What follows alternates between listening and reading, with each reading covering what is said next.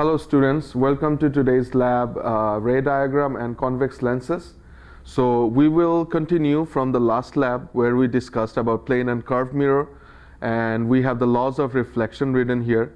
We know that if an incident light reflects on a surface, then the incident angle and reflection angle are the same, and also the incident ray, reflected ray, and the normal are in the same plane.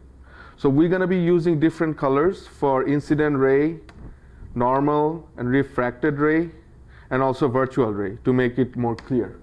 So now let's get to the laws of refraction. So refraction is different phenomena compared to reflection.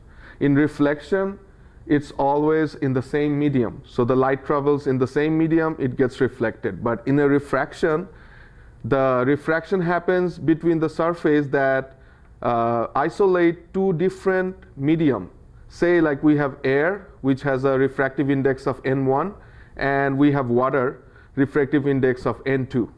So definitely water is more dense material compared to air. So when light travels and stops in the interface between these two medium, it tends to move towards the normal when it's traveling to a denser medium. But on the opposite side, when light travels from a denser medium to a lighter medium, it moves away from the normal. So these are the law that we have for refraction. First of all, the incident angle, the incident ray, refracted ray, and normal are in the same plane.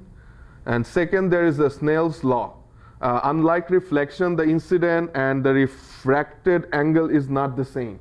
So we have Snell's law that describes that N1 sine theta incident equal to N2 sine theta refracted. So we have the ratio of the sine of incident and refracted angle, which is the ratio between the denser medium with the lighter medium. So whenever light travels from the lighter to denser medium, the refracted ray moves closer to the normal. But on the other side, when it travels from denser to lighter medium, the refracted ray moves away from the normal. But along the normal, if a light ray travels, then it doesn't have any change in direction. It goes along the same way. And as we know, according to Fermat's principle, it's always light tries to travel between the shortest path possible. So whenever the light is traveling in a denser medium, it chooses the shortest way. So that's why the bending of the incident ray happens due to refraction.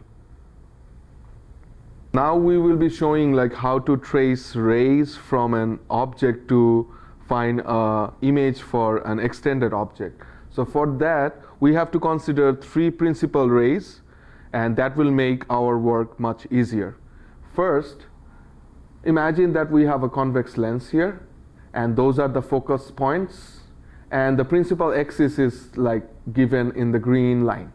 So now as we have the incident ray in yellow and the refracted ray in red, so if some incident ray is coming parallel to the principal axis, then they will go towards the focal point. So that's the first principal ray that we can consider.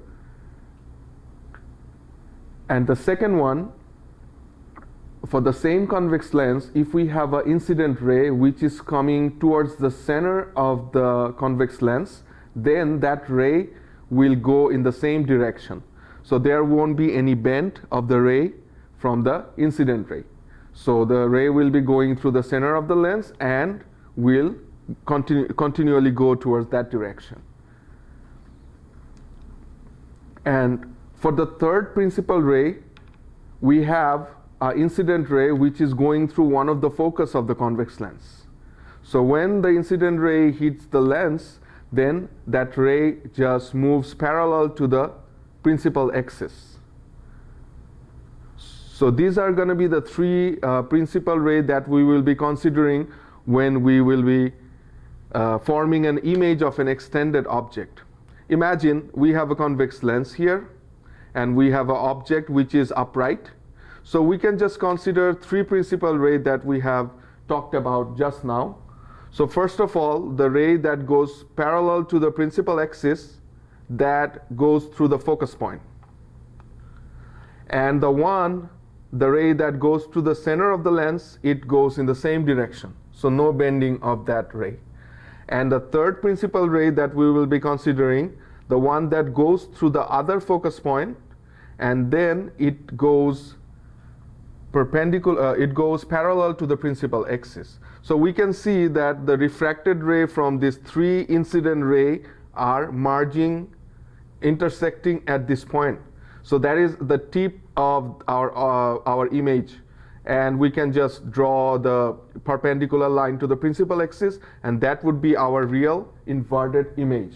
And we have to consider that, like, here our object is located outside of the focus point. So we have a real inverted image which is outside of the focus and which is extended, which is magnified compared to the object size.